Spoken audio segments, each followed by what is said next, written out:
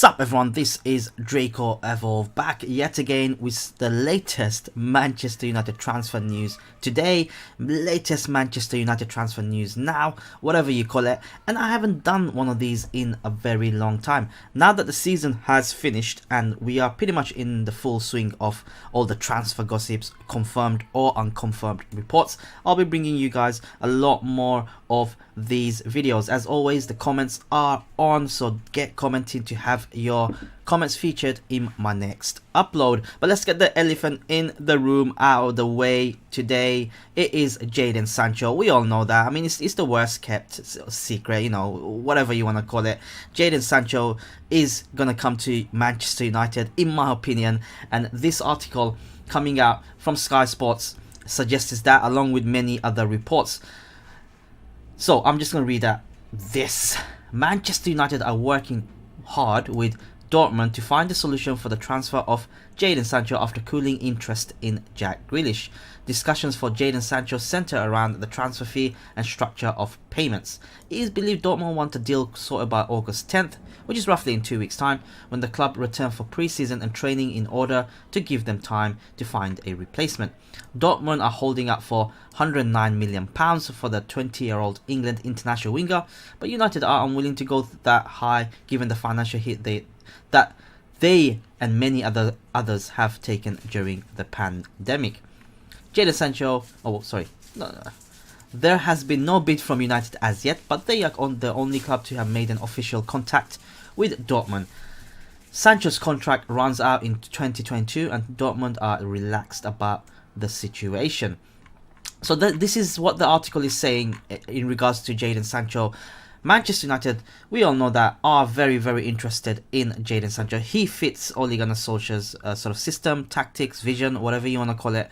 He's young, he's a right winger, he's a potential number 7, he's English, he can play a high pressing football. He wants to leave as well, although he hasn't confirmed anything from his side. He hasn't denied it either, and multiple reports are coming out over the last few days, you know, maybe even few weeks, you can go back months, that Manchester United have been working very hard to get Jadon Sancho's deal in the bag. Now, according to this article, it says that they have started talking with Dortmund in regard to the transfer about a couple of days ago. However, no bid has come in yet, no official bid has come in yet. I do feel that the talks have begun, or inquiries have begun, long before the season has finished. But obviously, now that the season has finished and we have confirmed Champions League football, we can start planning ahead for the new season. We can start planning ahead for the new competitions, you know, the Champions League, a potential great Champions League run, you can say. And Jadon Sancho is clearly in the forefront.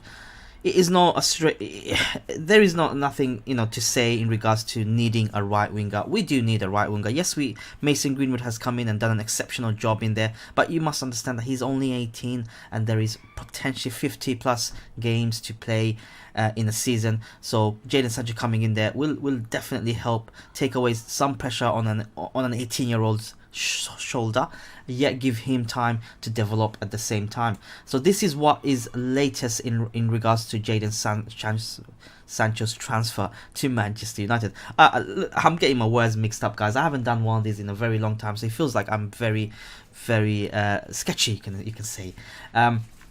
In regards to the transfer fee, it is reported to be Dortmund are holding out for £109 million, but United don't want to pay that much due to the recent pandemic that's been happening and is still happening. And you know, a lot of clubs have taken a bit of a hit in regards to transfer. I reckon it's going to be close to probably £90 million. That's my feeling.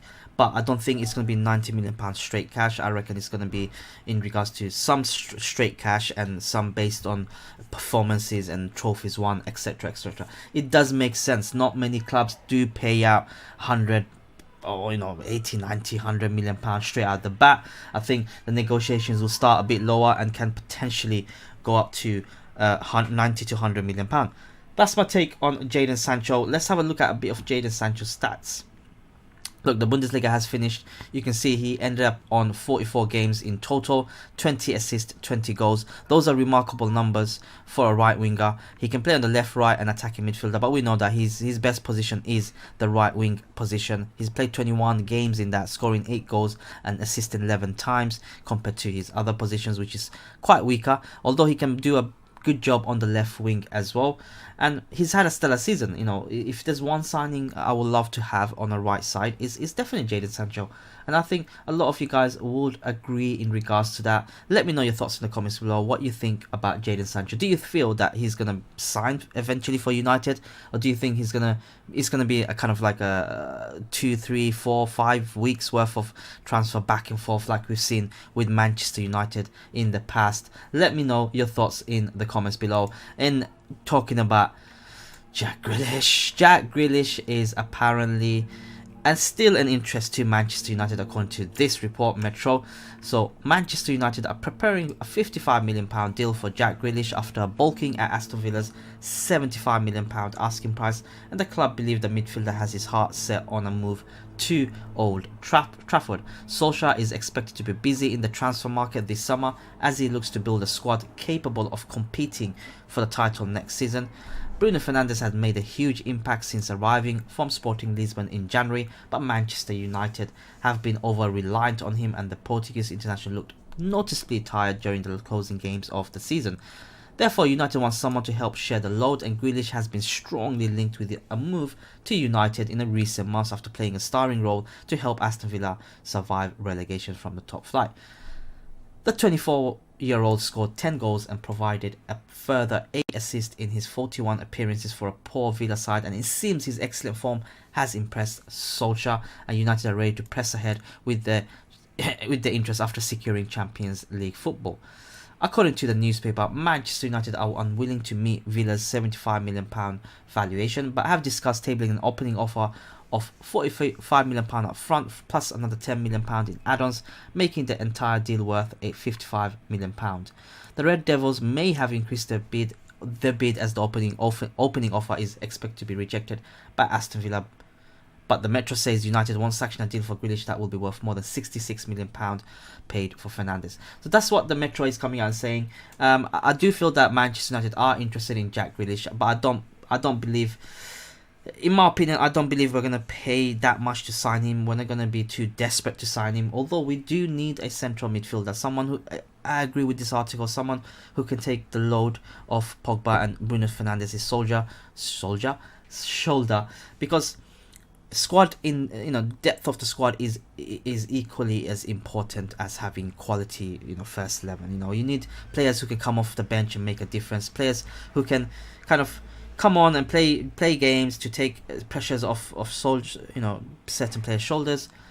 For me, it's a lot of money to pay for Jack Grealish. If Aston Villa are asking for £75 million, that's a bit much for a central midfielder. I do believe for £75 million you can find better central midfielders around the world.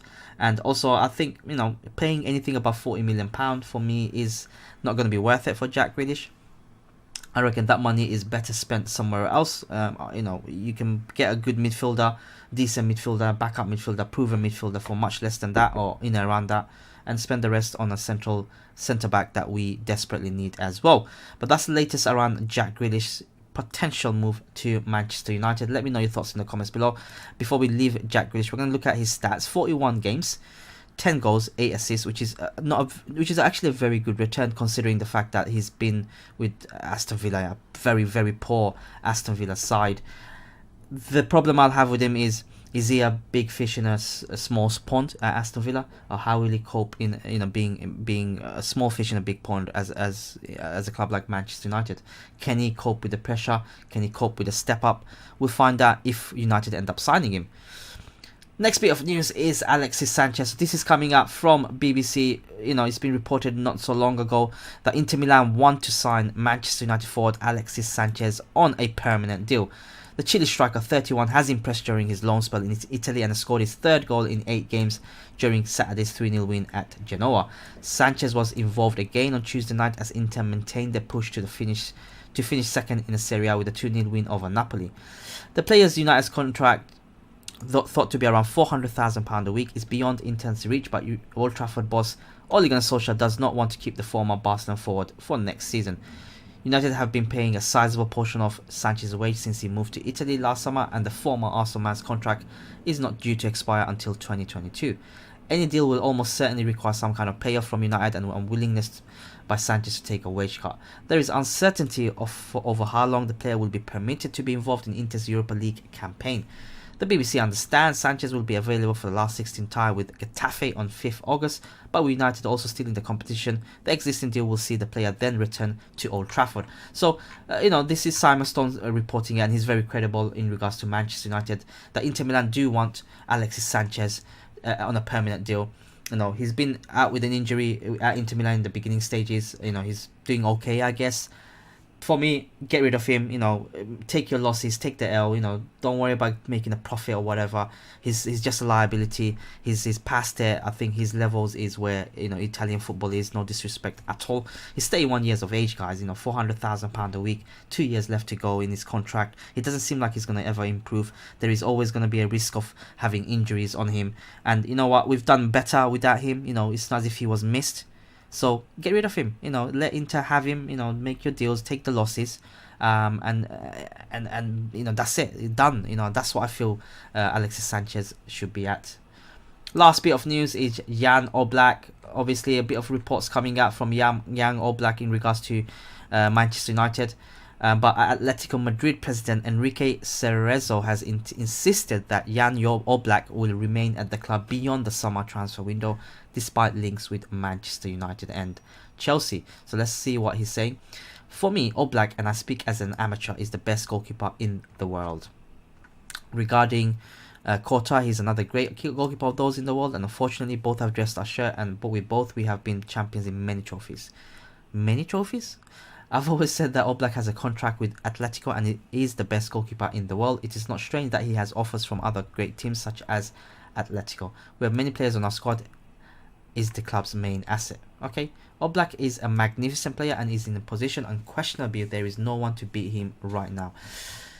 Yes, David De Gea has been having a rough season. He's made a lot of mistakes. Jan Oblak is a fantastic goalkeeper. I would love to have him, but I don't think that, it's a realistic signing. I think we got David De Gea, we got Dean Henderson coming in. Signing Jan Oblak, what does it mean for Dean Henderson, who's had a stellar season at Sheffield United, and he's one of our own as well. And Jan Oblak would cost a lot of money, where money that could be spent on other areas.